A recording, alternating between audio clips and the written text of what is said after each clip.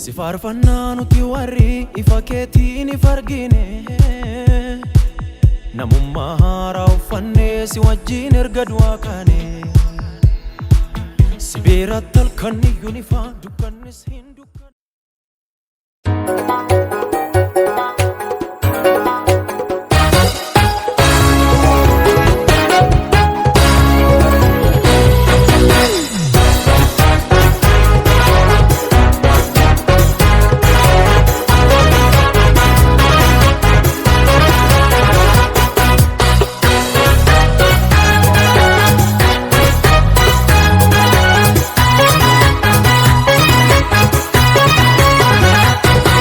Kechuta bulan semurtesu bere ko fudan semadalu harka kebel lifte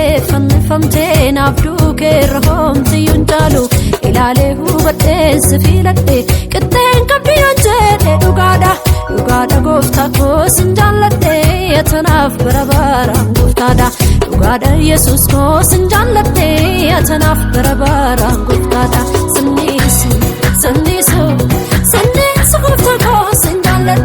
Anafni gofta ko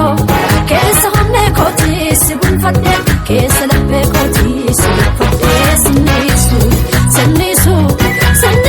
gofta ko sinjallate anafni gofta ko kesa hamne koti sibun fadde kesa lappe koti sibun fadde.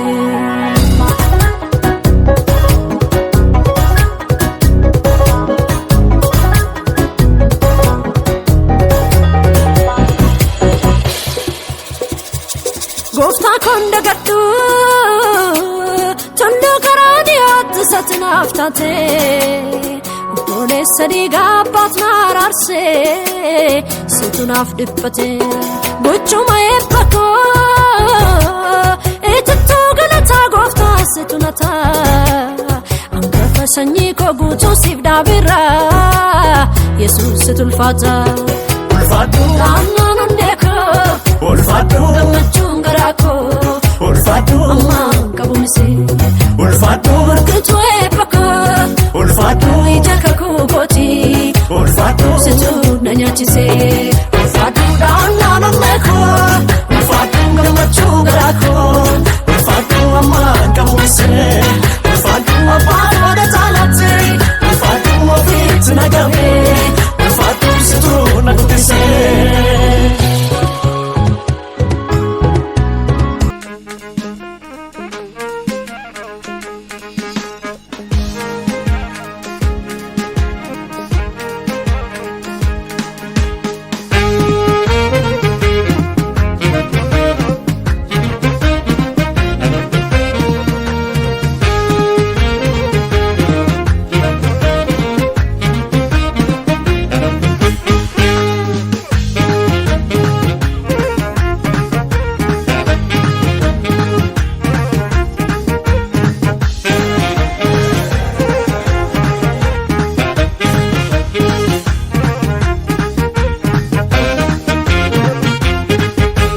Waaqayyoon dhugaa baasa isa dagatame suuqa baasa Waaqayyoon dhugaa baasa isa dagatame lafa kaasa Waaqayyoon dhugaa baasa isa dagatame suuqa baasa baragada mo'icha indabarse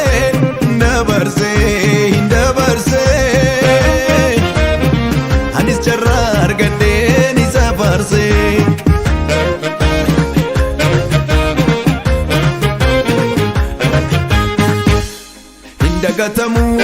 Hindagatamu olmasa baye da hindagatamu olmasa baye da hindagatamu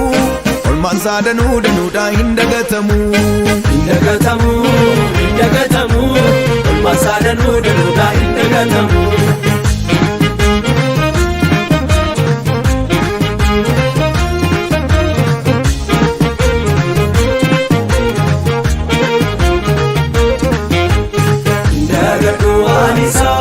Isa wala kodike,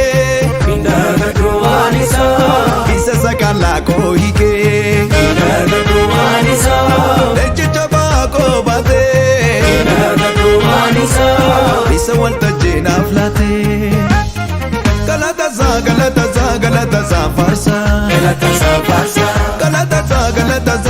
galata safarsa galata safarsa galata sa galata sa galata safarsa galata safarsa galata sa galata sa galata safarsa galata safarsa mana kottu sene naaftae nagaa guddaa tole maqaa safarsuudha jiruun koo yeroo hundaa kuule mana kottu seenee naaftae nagaa guddaa tole maqaa safarsuudha jiruun koo yeroo hundaa kuule Niko gowwaadha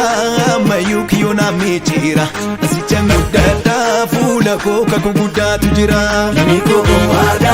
ammayyuu kiyyoo na miichira asicha guddaadha fuula koo kakuu guddaatu jira